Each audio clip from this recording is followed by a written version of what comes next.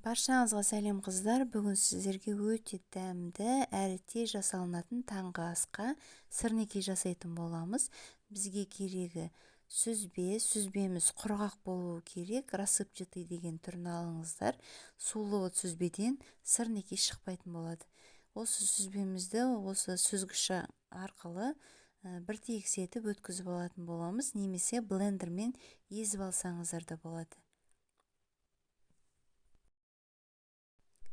Мінекей сүзбеміздің барлығын өткізіп алдым. Енді осыған 2 ас қасық қант салып және 1 жұмыртқа салып, жақсылап миксермен араластырып жіберетін боламыз. Көп араластырудың қажеті жоқ.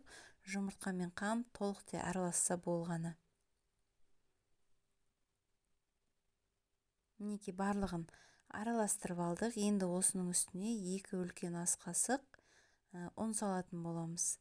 Жақсылап араластырып аламыз. Бұл жолы қасықпен араластырамыз.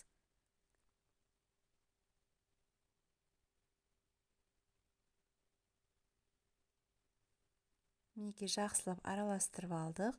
Енді осы дайын сүзбемізді дастарханымызға ұн сеуіп отырып, сырнекелердің формасын жасайтын боламыз. Домалақ етіп қолыңызды дастарханға міндетті түрде ұн сеуіп отырып жасаңыздар, жабыспақ болады.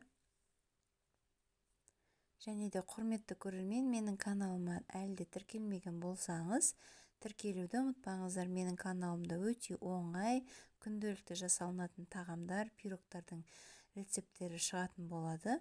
Және де осы видео ұнаған болса, лайктарыңызды баса кетіңіздер.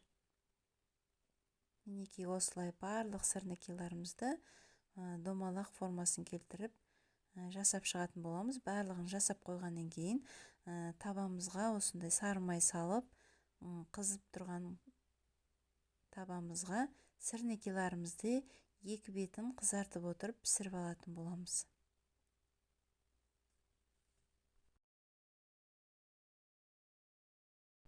Оттың астын орташа отқа қойып, қақпағын жауып, асты қызарғанша пісіретін боламыз. Асты қызарғаннан кейін бетін аударып, екінші бетін қызартып пісіріп алатын боламыз. Өте тез дайын болады. Мінекей сырнекелеріміз дайын. Өзіңізге ұнаған қалауларыңызша вареньемен немесе осындай қаймақпен жесеңіздер болады. Өте дәмді шығады.